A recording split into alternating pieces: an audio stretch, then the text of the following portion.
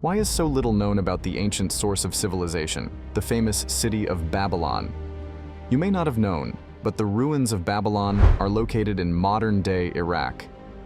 In the early 2000s, the public still had access to some unique landmarks of this region. But with the escalation in the Middle East and the advent of the Arab Spring, more than 130,000 artifacts were looted. Interestingly, the Egyptians, witnessing these events, stood guard at the entrance to the Cairo Museum and protected the state heritage from looters. Yet Babylon, the city that became a legend, did not vanish from the pages of history textbooks. How did this happen? Let's soar over millennia of history and try to resolve this contradiction. We'll talk about the greatest rulers of Babylon, Hammurabi and Nebuchadnezzar II, discuss the Tower of Babel, the Hanging Gardens, the Ishtar Gate, and also imagine the life of ordinary city dwellers. Searching for the origins of Babylon is like peering into mist. We do not know who or when the legendary city was founded. The first written mention of Babylon dates back to the 23rd century BCE, during the reign of the grandson of Sargon of Akkad. At that time, the city was called Kadingir, which in Sumerian meant Gate of the God. The more familiar name Babylon arose in the Acadian language. The Acadians referred to the city as Bab-ilu, which also translates to Gate of the God. Gradually, Acadian supplanted Sumerian, and the name stuck. It then passed into ancient Greek, where it acquired the familiar sound, Babylon. The history of the ancient city begins after the fall of the Sumerian Akkadian Empire, around 2000 BCE. Babylon was captured by the nomadic Amorite tribes about a century later, and a leader named Sumuabum founded the first Babylonian dynasty. Historians call the era of this dynasty the Old Babylonian period. Upon becoming the ruler of Babylon, Sumuabum erected defensive walls around the city, dug canals to provide it with water, and built a new temple. Sumuabum then embarked on military campaigns. He captured and destroyed the neighboring city of Kazalu and formed alliances with the rulers of Kish and Sippar. By the end of his life, Sumuabum had expanded the borders of his domain to include the cities of Tibtal and Kutu. Thus, from an unremarkable town, Babylon transformed into the capital of a future renowned empire. Let's return to the Sumerian Akkadian Empire and examine the conditions under which Babylon emerged before its zenith. The Sumerian Akkadian Empire was a powerful state in the ancient Mesopotamian region. At its height, it stretched from the Persian Gulf Coast to the north of Mesopotamia. The empire lasted for a century, from the late 22nd to the end of the 21st century BCE. During this period, the early Bronze Age was coming to an end in Mesopotamia, and people were transitioning from copper to bronze tools and weapons. Babylon, at that time, was a minor city within the Sumerian Akkadian Empire. The state began to disintegrate by the end of the 21st century BCE. The city was constantly attacked by the Amorite tribes. They left behind devastated local populations who rose up in hungry revolts. In the south, the Elamites revolted, demanding independence. The Sumerian Akkadian Empire weakened and eventually disintegrated into separate states. Afterward, Mesopotamia turned into an arena for endless wars. The main warring centers became city-states like Isin and Larsa. Additionally, Assyria and Mari emerged to the north, Eshnunna to the east, and Elam to the south. These states could form alliances, but more often than not, they clashed over expanding their territories. Since none of them had a decisive advantage, it all resembled chaos. Later, the Babylonian king Hammurabi would become the one to unite all the warring states of Mesopotamia into a single empire. Hammurabi's Babylonian kingdom stemmed from the first Babylonian dynasty. He was the sixth ruler in the city after Sumuabum. The significance of the royal name is not precisely known. Some researchers interpret it as Hammurabi, meaning great ancestor, while others as Hammurapi, meaning healing ancestor. Hammurabi was born in the early 19th century BCE. Around the same time, on the other side of the world, The construction of Stonehenge in prehistoric Britain was completed. Hammurabi inherited a kingdom stretching from Sippar to Murad, which is known today as the territory of modern-day Iraq. At that time, it was not the most powerful state. The neighboring states of Larsa, Eshnunna, Elam, and the lands of King Shamshi-Adad posed much greater threats. By warring with some and collaborating with others, Hammurabi, by the end of his life, subdued all the lands of Mesopotamia. But let's proceed in order. In the early years of Hammurabi's reign, he apparently did not engage in conquest wars. Upon ascending the throne, the young king first forgave the debts of all the inhabitants. Over the next few years, according to the royal chronicles, Hammurabi erected and restored temples, fortified city walls, and dug canals. Only in the 7th year of his reign did he enter into war with the cities of Isin and Uruk and immediately subdued them. Isin and Uruk were then under the rule of Rimsin, the ruler of Larsa. However, Rimsin did not respond to Hammurabi's war and ceded 2 important cities to him. Perhaps this was related to the fact that before attacking, Hammurabi had formed an alliance with Shamshi-Adad, the first leader of the Upper Mesopotamian kingdom. Rimsin apparently decided to prepare and start the war later. A year later, Rimsin sent troops against Hammurabi and regained Isin and Uruk. Since then, a long-lasting peace was established between them. Hammurabi would later expand the borders of his dominion in other directions. In the 11th year of his reign, Hammurabi rejected an alliance offer from the king of Eshnunna. Instead, he allied with Shamshi-Adad, who ruled over all the major cities of Upper Mesopotamia. At that time, this was the most powerful ally. Hammurabi only began decisive victorious campaigns in the 30th year of his reign. Then he defeated the combined forces of Eshnunna, Malgium, and Elam. After Hammurabi's triumph, he declared for the first time that the borders of the Babylonian kingdom encompassed all the lands of Lower Mesopotamia. Such a statement meant that Hammurabi no longer recognized the authority of Rimsin, and war with Larsa was inevitable. Hammurabi marched his troops to the walls of Larsa. Rimsin held out for a month but was eventually defeated. His fate thereafter is unknown. Hammurabi inherited the title of Father of the Amorites from the defeated king. After the death of Shamshi-Adad, the Upper Mesopotamian kingdom fell apart. The states of Assyria and Mari gained independence. In subsequent military campaigns, Hammurabi conquered them. In the 38th year of his reign, Hammurabi captured Eshnunna and repelled the attacks of nomadic tribes. After that, all of Mesopotamia came under his rule. Hammurabi was a skilled negotiator and strategist. He carefully chose allies and successfully waged wars even far from his native lands. These skills helped him transform Babylon from an obscure city into the capital of a renowned empire. But this is only one side of his outstanding personality. Hammurabi also became one of the first legislators in history. This led Babylon to flourish. Upon firmly establishing himself on the throne, Hammurabi began judicial reforms.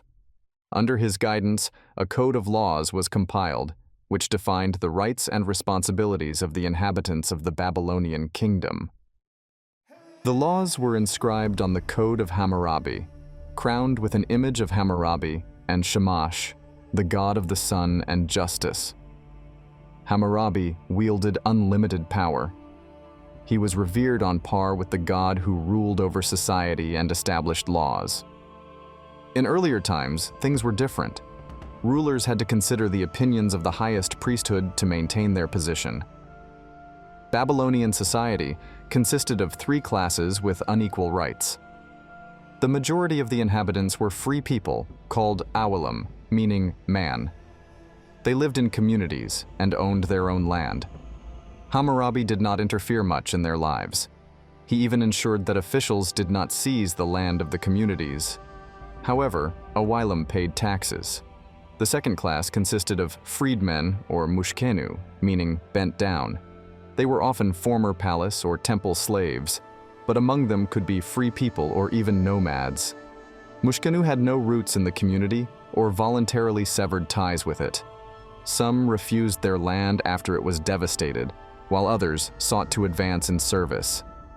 Mushkenu held land plots on royal territory and served the government. Their activities were overseen by city managers, many of whom were themselves Mushkenu. This class could simultaneously include both semi-free farmers and government officials. Finally, the third class consisted of slaves or wardom. Among them were captured warriors or people who had lost their freedom. After committing a crime or failing to repay debts, slaves could belong to the king, the temple, or an individual. All the small property of slaves was considered the property of their owner. By law, slaves were equated to objects that could be sold or pawned. If someone inflicted injuries on a slave or deprived them of their life, it was considered nothing more than damage or destruction of someone else's property. The guilty party was only required to compensate for the material damage. But the most important aspect was that in Babylon, no one was born without rights. If a slave woman and a free man had children, they were free, even if their father did not acknowledge them. The enslaved mother could not be sold. She remained in the house with her children. Many of Hammurabi's laws were based on the principle of talion, or equal retribution, an eye for an eye. However, social status influenced accountability for crimes. For example, if a free person damaged the eye of another free person, the offender had their eye damaged in return. However, if a free person knocked out the eye of a freedman, the accused paid half a kilogram of silver. For injuries inflicted on a slave, a fine of half the value of the slave was imposed. Under Hammurabi, the high priests and the temple ceased to influence legislation. For the first time in history, crimes began to be considered exclusively in a legal sense, not as violations of sacred prescriptions, but as encroachments on human life and societal norms. Judges appointed by the king from the city became the judges, while the priests served only as assistants. For neglect of the law, a judge could lose their position. Hammurabi's laws protected the rights of women and children as much as possible for that time. A woman was a full-fledged person and an independent member of the family. Upon marriage, she could leave her husband if he had incurred premarital debts. If a spouse cheated on his wife, accused her of adultery, or raped her, she could go to court and, if her words were confirmed, dissolve the marriage. At the same time, a woman could remarry a second time. If she was childless or seriously ill, the husband had the right to take a second wife. However, he could not independently choose a concubine. If the wife herself offered him a slave woman for cohabitation, the husband also could not abandon a sick wife. If a man's wife died, he could not count on her dowry. All inheritance went to their children. If a man had children both from his wife and from a legal concubine, then after his death, each child received an equal share of the paternal property, with the concubine mother and her children gaining freedom. Of course, not all inhabitants of Babylon had equal rights, but the honorable position of women in the family and the protection of children from the tyranny of the father testify to the development of society at that time. Hammurabi took the first step to ensure that the strong did not oppress the weak, as stated in his laws. After Hammurabi's death, the Babylonian kingdom lost influence in the Mesopotamian region. 5 centuries later, Babylon began to rival Assyria, which had become a powerful state by then. In order to withstand the Assyrian onslaught, Babylonian kings sought support from neighboring countries. The confrontation between Babylon and Assyria would stretch over the next 5 centuries. In the 8th century BCE, Babylon weakened under the pressure of the Chaldeans. Finding themselves in a vulnerable position, Babylonian rulers sought help from their own enemies, the Assyrians. Babylon and Assyria formed an alliance, a fateful decision. The Assyrian king aided in defeating the Chaldeans, but in return, installed his own governor in Babylon. Thus, the Babylonian state came under Assyrian subjugation, and soon the inhabitants realized the weakness of their situation. Traditionally, Assyrian kings appointed their eldest sons as governors of Babylon. However, this tradition was disrupted by the ascension of Sennacherib to power. He sent not his own son, but a certain Belibni to Babylon, whom he dubbed the last dog of his palace. Later, Belibni joined forces with the Babylonians and led a revolt against Assyria. Sennacherib quelled the rebellion and dealt with those who betrayed Belibni. Then, he appointed another governor, his own son, but the rebellious Babylonians soon deposed him. Afterward, revolts in the city rose one after another. Sennacherib returned to Babylon with the sole intention of destroying the city. Here is how he recorded his ruthlessness. I filled the city squares with the bodies of Babylonians, distributed gold and precious stones among my people. The gods who lived in the city, I took the hands of my warriors and broke them. From the foundation to the walls, I destroyed the city and its houses and set them on fire. Finally, Sennacherib ordered the flooded ruins to be submerged. His warriors dug up the Euphrates River, which divided the city, and the water filled the streets. Thus, Babylon was destroyed. Restoration of Babylon began immediately after Sennacherib's death, taking about 20 years, with the involvement of the best architects. New palaces were built on the sites of the destroyed ones, with unprecedented luxury. The Babylonian ruins that have mostly survived to this day were laid down precisely then, in the 7th century BCE. The reconstruction of the city was led by the Assyrian king Ashurbanipal, and around this time, a new chapter in Babylon's history began. Surviving Babylonians gradually returned home. Along with them came the Chaldeans, who by that time had already settled in Mesopotamia. These were the same Chaldeans whose raids had once restrained Babylon. They began to mix with the local inhabitants, gaining rights and influencing state affairs. Among these Chaldeans was Nabopolassar. He served as one of the military commanders of Nineveh, the capital of Assyria. As the Assyrian Empire began to decline and lose influence over its subject states, Nabopolassar led a rebellion. Together with his army, he renounced Assyrian authority and headed toward Babylon, conquering one city after another. Later, Nabopolassar became one of the powerful rulers of Mesopotamia. In conquered Babylon, he ascended the throne and founded the 10th dynasty of the Neo-Babylonian Empire, later known as the Chaldean dynasty. In 612 BCE, under the pressure of his forces, the capital of Assyria, Nineveh, fell. Thus, the Chaldean rebels subdued the lands of Mesopotamia. After Nabopolassar's death, power passed to his son, Nebuchadnezzar II. He continued his father's legacy and became the one who led Babylon to a new era of prosperity. Nebuchadnezzar II was born around 630 BCE. Around the same time in ancient Greece, the future poet Sappho and the future founder of democracy, Solon, were born. They were all roughly the same age.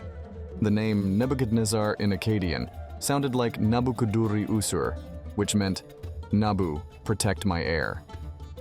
The god Nabu in Akkadian mythology was considered the patron of wisdom.